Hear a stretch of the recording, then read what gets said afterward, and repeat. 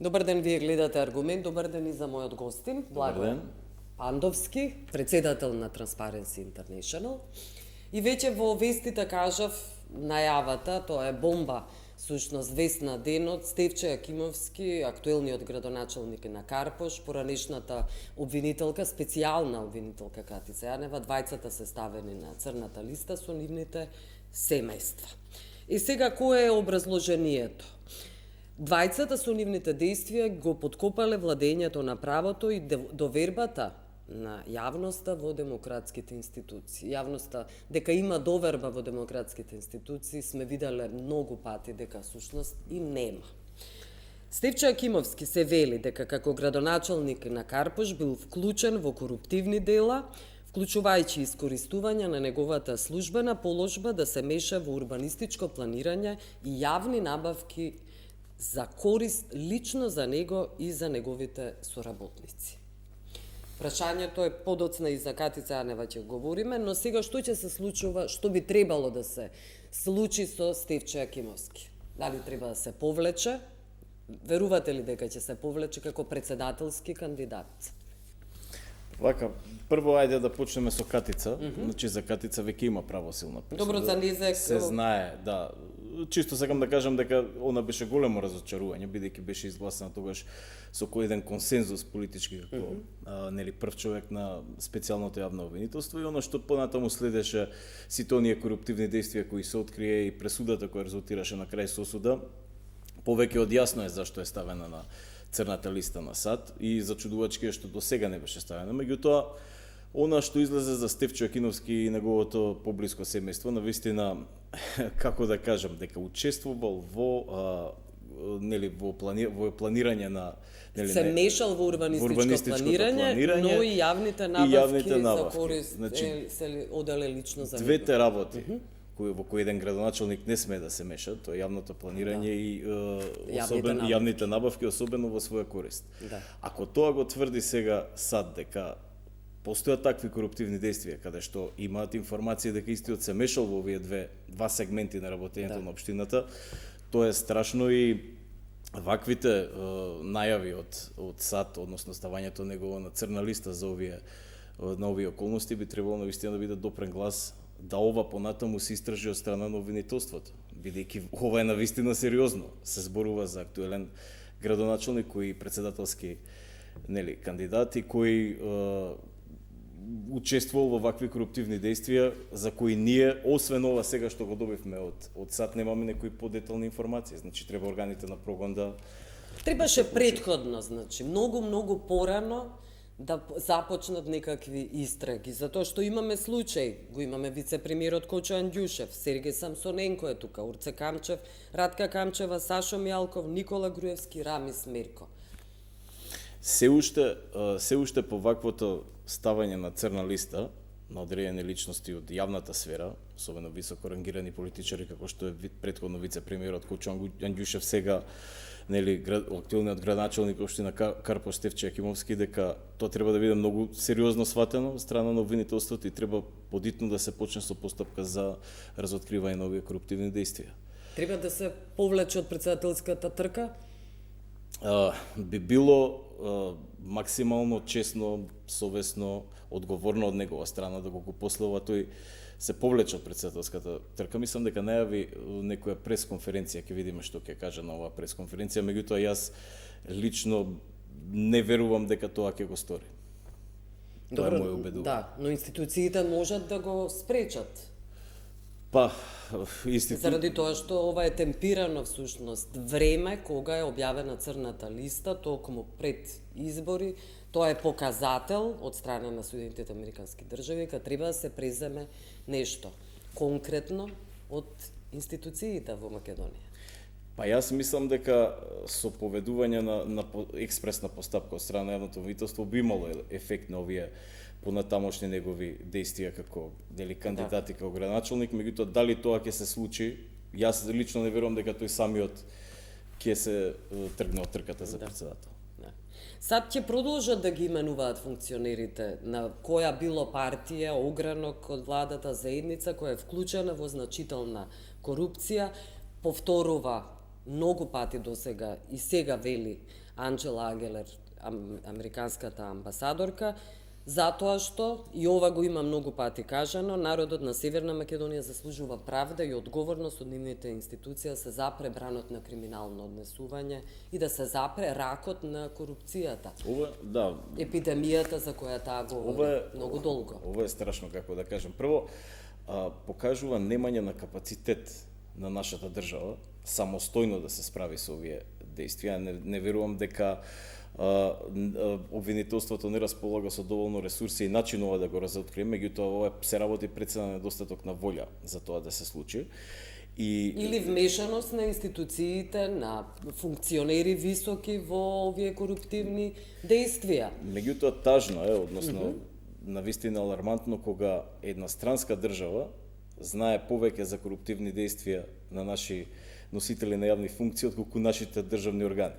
Значи ова е една индиција што треба навистина да ги замисли обвинителството, полицијата и другите органи кои што се вклучуваат во прогон, да максимално брзо, експресно ги истражат овие наводи и конечно јавноста да дознае преку поднесување на соодветна кривична обвинителен акт, да дознае кои се тие коруптивни действија во јавното планирање и во јавните набавки кои моменталниот градоначалник општина Карпош ги сторил. Да, бидејќи сега од овој аспект не можеме да дадеме повеќе информации, немаме информации, само имаме информации дека се однесува од сферата нели на просторното планирање и јавните набавки. Да, американската влада вршела истраги. Тоа е пораката од State Departmentот, дека тие имале истраги, правеле истраги во оваа држава и имаат докази за корупција и криминал. Американската влада вршела истраги, но обвинителството не вршело истраги кај нас. Очигледно, бидејќи доколку вршело истраги, до сега ќе имавме соодветен обвинителен акт пред судот. Да. Добро, не знаат, нели, македонските функционери не знаат, вклучувајќи ги обвинителите и судиите, не знаат што се случува во државава. Вице-премиерката задолжена за политики за добро владење, тешка е оваа функција, прилично гломазна, Славица Грковска, прашана дали ќе постапи подопрен глас за државни функционери кои одеа со службени возила да се подпишуваат за председателски кандидати, има изјавено, ова е од денеска, дека не добиле фактичка состојба да видат со аргумент дека тоа е така.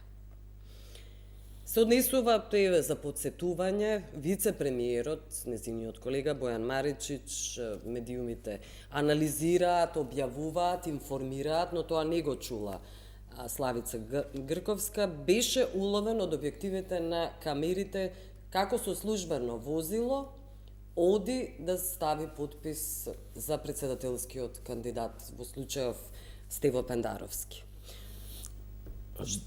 Да, јавноста, мислам дека два случаи беа евидентни.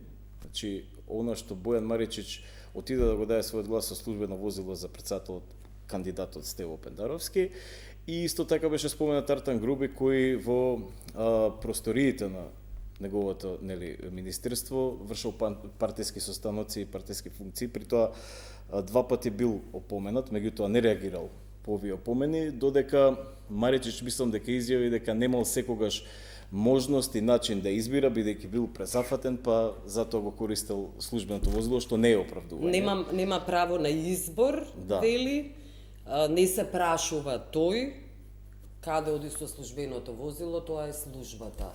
Таа која одлучува. Ако службата одлучува дека треба да го однесе Маричич да го даде својот подпис за кандидатура на Стево Пендаровски, тогаш имаме страшно голем проблем во службата. Во службата или кај Маричич? И кај Маричич. Зошто дозволува да биде манипулиран од страна на службата и зарем не знае дека прекршува закони? И кај Маричич, но каква е таа служба која него го качува во автомобил и го носи во рамките на службата да го даде својот глас за председателскиот кандидат Стево Пендаровски. Мислам, тоа е нонсенс. Многу лошо оправдување, дури и дете не би поверувало во ваквото оправдување. Сакам да кажам, а она што Грковска треба да го направи, значи таа е вице-премиерка задолжена за борба против корупцијата, одговорна улога која се дава во владата, не може да каже дека не располага со доволно фактички обработена или со голем број на факти за да поведе постапки, бидејќи самата таа во рамките на нејзината функција како вице-премиер за борба против корупцијата треба да создаде механизми и треба да најде начин како ќе ги расчисти овие работи. Всушност, делот од коментарите на меѓународната јавност, па и она што во текот на оваа емисија како зборуваме, нели, за извештајот на Греко, е во поглед на изнаоѓање на механизми како да се справиме со овие ситуации. Значи, тоа не може да биде оправдување. Немам доволно факти за да поведам постапки. Или имаш исто таму дел од незината изјава што има логика дека треба да се врзе со одредени законски решенија како би настапиле санкции. Тоа е така. Меѓутоа, што до сега чекаше владата? Таа е таа која ги предлага законите преку Министерството за правда. Вели дека за случајот со Артан Групи имаат 2 опомени, но што од опомените, господине Благоје Пандовски? До сега видовме што од опомените. Значи, опомените немаат никаква улога. Немаат воопшто, да. Така е, бидејќи доколку има улога, немаше да продолжи со кршење на одредбите од етичкиот кодекс, немаше да продолжи да одржува партиски состаноци во рамките на Министерството. Значи, опомените доколку допреа до него, тој ќе прекинеше со таквото однесување. Меѓутоа, и самата изјава кажува дека дури и по 2 опомени, истите ги негира и продолжува со таквото однесување. Да. Тогаш овој кабинет, ова не е министерство, но ова е некаков кабинет. Многу пати сме говореле зошто воопшто постои, ако е задолжена за политики, е задолжено кабинетот и вице-премиерката за добро владење, кое не постои. И многу пати, дури го споменавте и Греко, говорат за тоа дека функционерите не се казнуваат во оваа држава, се едно што според етичкиот кодекс има начини, се разбира, и дејства кои треба да бидат казнати. Така е, но се додека не се воспостави механизам на имплементирање и казнување на овие, би рекол, прекршувања на етичкиот кодекс, се до тој момент ние нема да имаме напредок во делот на функционирањето на членовите од владата. Нели, еве како што и претходно напоменавме, помените не значат и ефективно имплементирање на одредбите од етичкиот кодекс. Да. Добро, околу Греко, пред неколку дена беше донесен извештајот, објавен извештајот на Греко, се однесува за корупција, за борба против корупција на Советот на Европа. Борбата корупција во Македонија се анализира.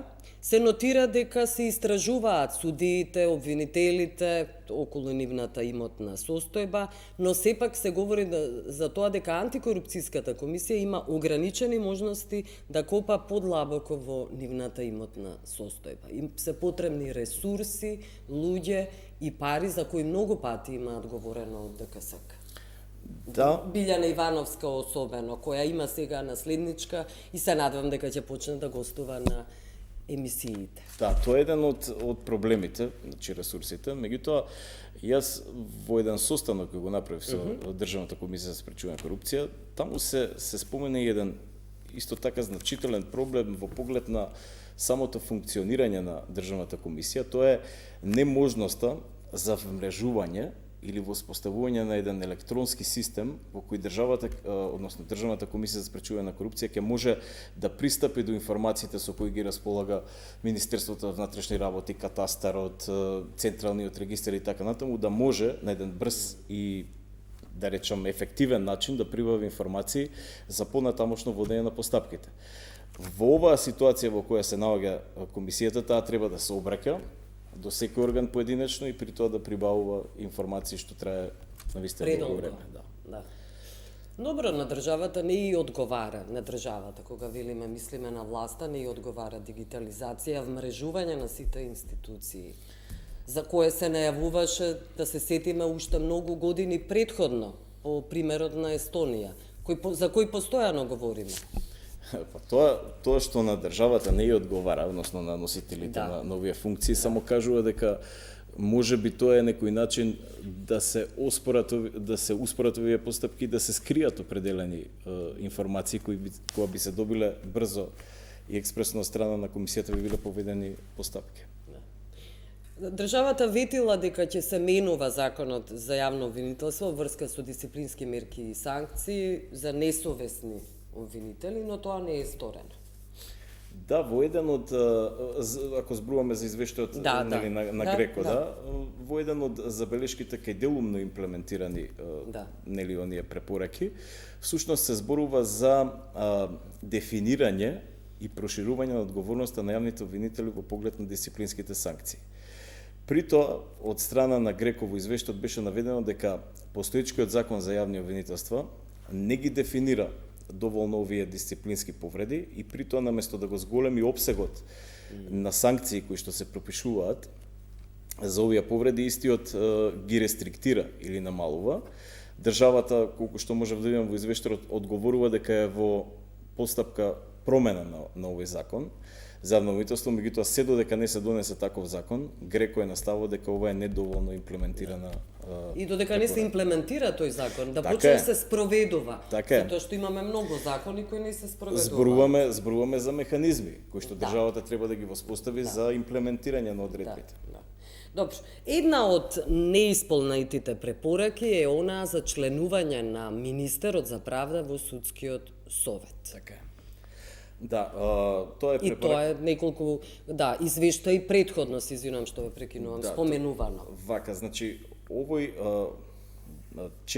четврта категорија на извештај, страна на Греко, всушност започнува со аналитички извештај во 2013 година, кога се дадени првпат овие 19 препораки. И од тогаш, оваа препорака број 5, се провлекува се до денеска. Значи, ако другите препораки се целосно завршени, задоволувачки имплементирани или некои од нив се делумно имплементирани, препораката број 5, која зборува за учество на министерот за правда во Советот на јавни обвинители, не е имплементирана.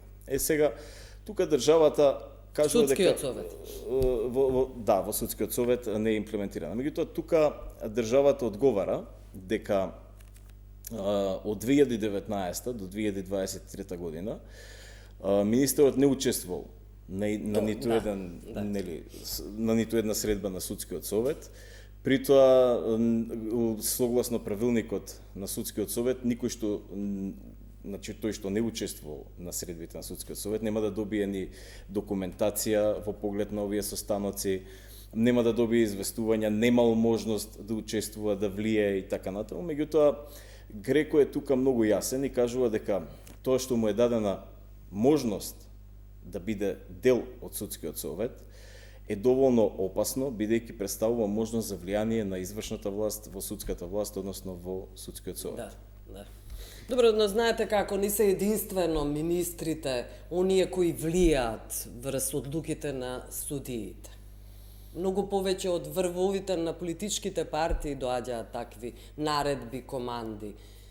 Тоа е така, меѓутоа ова во конкретна ситуација, да речеме, пострашно, бидејќи дадена е можност, согласно позитивен правен акт, да министерот учествува во работата на Советот на судии. Значи, тоа би требало да се тргне како таква можност. Сега, точно е дека ова треба да предизвикува уставни промени, нели, кои е малце потешко да се спроведат. Меѓутоа, тоа не е оправдание по Греко, бидејќи поминуваат веќе 11 години од првите забелешки кога се дадени 2013 година и се уште ова не е имплементирано. Треба да се отвори уставот. И сега е вистинската можност, кога ќе се отвори уставот и уставните измени за внесување на бугарите и останатите малцинства, да биде и оваа препорака имплементирана.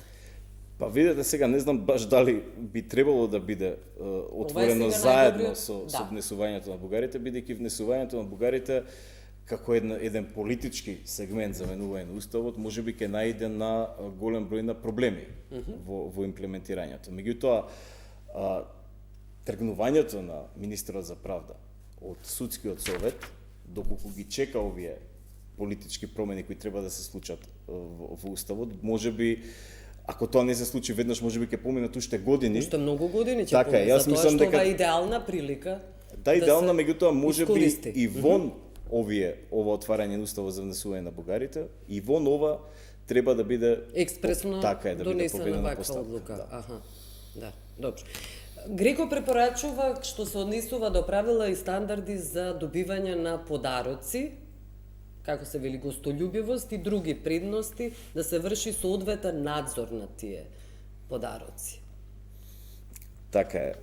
Значи мора да се направи сега тоа надгледување, односно тие правилници за постапување со подароци, гостолюбивост, се присутни во сите три сегмента. Гостопримство е... Гостолюбивост е таму ги нарекувате така. Значи во судството, и во јавното обвинителство, и кај парламентарците, односно во парламентот. Од она што можев да го видам во последниот извештај, дека само во јавното обвинителство, па и во јавното обвинителство и во судството е постапено по ова, значи оценето како задоволувачки постапувањето на државата во тој дел и донесени се соодветни етички кодекси и правила за тоа како да се постапува со подароци, судир на интереси и гостолюбие. Додека во рамки на членовите на парламентот, односно на собранието, се уште останува да се работи на оваа проблематика. Да. Добро, и мораме да го споменеме и фактот дека групата Земји против корупција не е задоволна од испитувањето на имотната состојба, за тоа говоревме, иако и антикорупцијската комисија има пријавувано, по пријава на свиркачи, да, по анкетните листови, но сепак тоа не е задоволително од страна на земјите на Греко. Така е, ова е оценето се уште како незадоволително, иако Државната комисија за спречување на корупција редовно прибираше анкетни листови и изјави за судирни интереси од страна на носителите на јавните функции, меѓутоа треба да се доработи оној механизам како овие би станале поефективни, бидејќи треба да има пратење на состојбата која се менува константно и така натаму. Потеклото на имот не смее да се заборави, а тоа се заборава во оваа држава. Се говори со години, децении за испитување на тоа потекло на имот. Така е. Така е. Добро, околу бистрите и матните настани кои ги нотирате во февруари, што извојувате како најважно? Па да, еве, например, во февруари има многу интересни бистри и матни настани. Го има примерот со Талат Џафери, кој го прекршил уставот и платил казна поради неспојивост на функциите. Значи, тој, според антикорупционерите, Џафери, иако бил председател на собранието, значи уште во времето кога бил председател на собранието, членувал и во партиските органи на ДУИ, што значи вршал неспојиви функции. Но, она што е поразително во овој дел е дека иако е платил казната, поради тоа тој продолжил со таквото практицирање, значи не прекинал. Исто така имаме Антикорупцијската комисија имала прашања, но не добиле никаков одговор. Така е, не добиле никаков одговор во поглед на ова, значи тој иако е платил казната си продолжил со таквото однесување, односно судирот на интереси. Исто така имаме дека ќе се достави предмет дојо за и поранешниот градоначалник на општина Аеродром Ивица Коневски, дека истиот учествувал во промена на ДУПот и дека на место каде што биле предвидени јавни зеленила, сменете ДУПот со цел да се изгради деветкатницата, која сега таму постои, тоа е близина на мајчин дом. Да. Исто така има, еве, например, исто се зборува и за ДУПот на Треска, на локацијата Треска. На обвинителството му е предаден предмет со констатирани сомнеж за корупција од фирмите кои пред 10 години го изработиле планот за општината да го усвои спротив на генералниот урбанистички план. Понатаму имаме за коридорот, односно патот Кичево-Охрид, каде што има понатаму задолжување. Дополнителен заем од $180 милиони и пролонгирање на изградата за 6 години. Да. Фондот за исто така мора да се спомене фондот за иновации, незаконито довелувал грантови, меѓу кои и на внукот на Али Ахмети. Внукот на Али Ахмети е прилично често на медиумските насловни страни. Така е. И во ударните вести. Но никаква казна не се добива, никаква истрага, иако се најави дека ќе има никаква истрага за него. Така е, меѓутоа до овој момент нема поведено, колку што знаеме, никаква постапка, нема никаква казна. Се уште сме во исчекување да видиме како институциите на системот ќе ги решат овие. Имате ли со обвинителството средби да говорите токму на овие теми? Еве ги имате настаните, бистро, матно. За матните говоревме. Така е, видете, транспаренси како транспаренси и да одржува и да не одржува средби со обвинителството во поглед на овие бистроматни настани. Овие бистроматни настани се познати на јавноста. Претежно се од нив добива информации од Комисијата за спречување на корупција. Но добро, генерално, дали имате средби Комисијата за спречување на корупција, поготово за овие што ги споменав, неколку настани, поднесува иницијативи до јавното обвинителство. Сега, работа на јавното обвинителство е да постапи по овие иницијативи кои се и повеќе од допрен глас, бидејќи доаѓаат од една институција која има во неа совет, располага со информации, со механизми, разговараат за овие работи, значи веќе е делумно обработена ова информација која стигнува до јавното обвинителство и на него е теретот да продолжи со гонење на ваквите действија. Инаку Транспаренси веќе имаше еден состанок со јавниот обвинител, на жалост јас не учествував, тука беше почесниот председател, Слагена, која беше присутна во државата во претходните неколку денови. И на таа средба, колку што јас бев запознат, изразена е отвореност од новиот јавен обвинител да постапува многу поревносно по овие пријави. Пред избори е премногу тивок јавниот обвинител. Можеме да видиме со црната листа на State Department дека се премногу гласни, дека не се плашат од избори и ефектот кој ќе го постигнат, дека правдата мора да следи, особено за високите функционери. Така е, Многу гледаме, велам, премногу е тивок новиот јавен обвинител. Па добро, еве, ајде да му дадеме малку време. Колку време би се дава? Зошто само во Македонија, господине Пандовски, се дава време.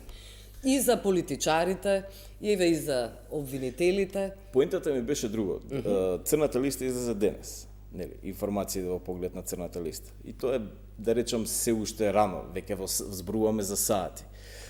Подона да му дадеме време, зборувам за денови, максимум недела дена, да видиме дали истиот ќе постапи по овие. Не би требало ли да најави веќе дека од уште вечерва ние ќе започнеме истрага против актуелниот градоначалник? Па јас мислам дека е многу побитно да превземе процесни действија, отколку најавата на некој начин би представувала смирување за јавноста, дека еве тој ќе преземе одредени действија. Па јавноста треба да се смири. Да, меѓутоа, ако само најави и почне да ги преземе овие действија споро, тоа нема ефект. Јас би бил многу позадоволен, наместо најави истиот веднаш да пристапи кон испитување на овие информации и истите да резултираат со обвинителен акт. Навистина верувате дека би резултирале со обвинителен акт? И јас се надевам. Дека верувам или не, значи треба да дадеме малку време да видиме како новиот јавен обвинител ќе почне да постапува. Дали ќе биде неефективен како претходно или веќе ќе влезе во една фаза на поголема ефективност и ќе почне да превзема действија, конечно да се гонат овие коруптивни наводи кои ги добиваме од Америка. Затоа што особено е страшно, затоа што се работи за актуелен градоначалник кој во рамките на функцијата која се уште ја врши, се даваат вакви наводи дека вршил коруптивни действија. Да, би му се јавиле ли на обвинителот да прашате дали ќе поведе некаква истрага? Јас лично дали би му се јавил, па да. Не знам, јас би го исконтактирал, еве, да речеме по протекот на определено време, недела две, би го исконтактирал дали нешто е превземено, меѓутоа дали ќе добијам одговор, не можам да ви гарантирам. Не, добро, веројатно дали ќе се заинтересирате, дали започнува да работи. Па еве ќе го исконтактираме. Да, добро. Јас благодарам што бевте гостин. Ви благодарам и на вас. Ви благодарам што не гледавте. Пријатно.